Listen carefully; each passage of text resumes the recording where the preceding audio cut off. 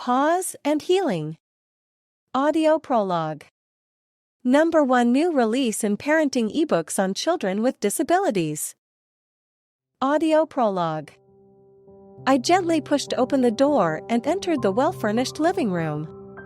The large expanse and elegant room were all thanks to Mandy, my wife. My wife knew her onions. Her magic hands were everywhere, from the Egyptian rug to the golden chandeliers. They also left a deep hole in my pocket to be filled. Not that I complained. She did make the house welcoming. It was our personal space. I just had to work extra hard. The scent of her delicacies filled the room, but I was too tired to eat anything. Instead, my gaze strayed to the food tray on the grand dining table. Mandy sat at the table in her pajamas, her elbow propped on the table. "You're late again, Williams," she said, flickering on the switch. "Not today. Mandy, you know how crazy it's been at work. The market is booming, and I should seize the opportunities.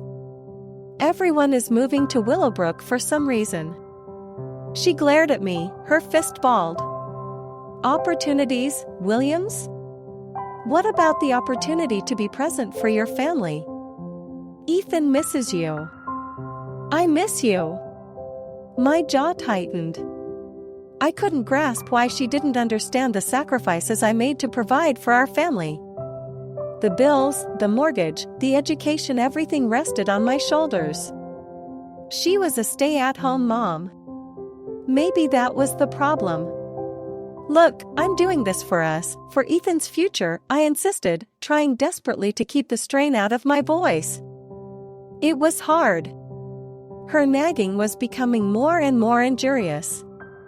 I wasn't sure how long I could hold it in. At this rate, it was just a matter of time. Mandy shook her head. Sadness flashed in her eyes. One I'd never seen before. I wondered what this was really about. "Can we not do this today?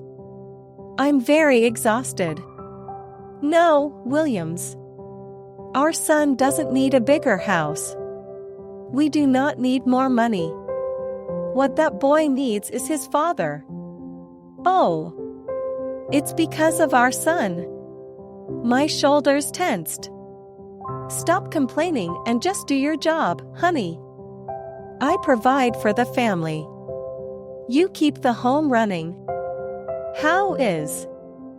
I heard a soft shuffling behind me and stopped. I could tell instinctively that our 12-year-old son had just joined the conversation.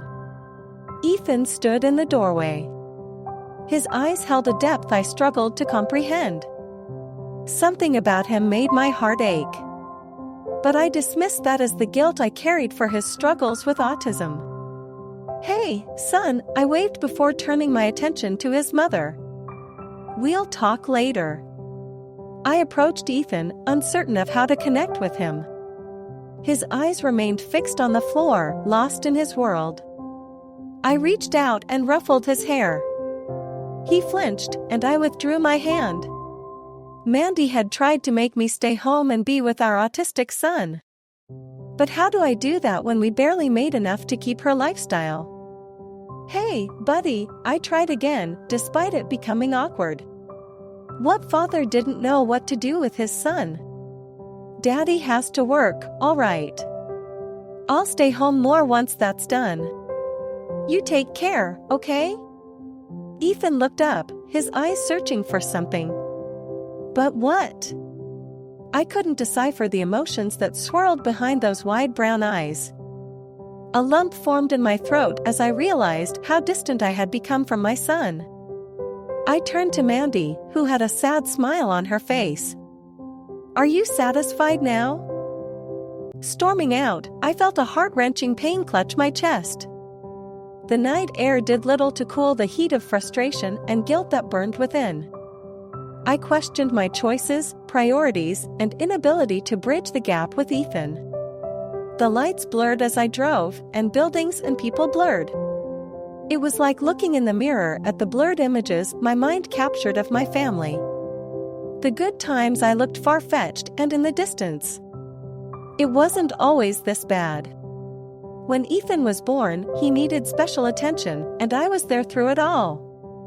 I noticed his eyes lit up at his favorite book as he grew. He was a talented artist, even at the age of 4. The passion he poured into his drawings and the joy he radiated when we built model airplanes together wasn't lost on me. But then, what changed? Nothing changed. Or maybe I did. My son wasn't a child anymore. He shouldn't need his father anymore. Mandy was just being dramatic. She wanted luxurious bags and a lavish lifestyle. She also wanted me home around the clock. You cannot eat your cake and have it. Hours passed in a blur as I drove aimlessly about. I would rather sit it out than argue what was or wasn't working in our lives. I was sacrificing the present for a certain future. If anyone doesn't understand me, Mandy should. We had agreed on this. I work. She kept an eye on our son. My phone rang, cutting through my mumbled thoughts.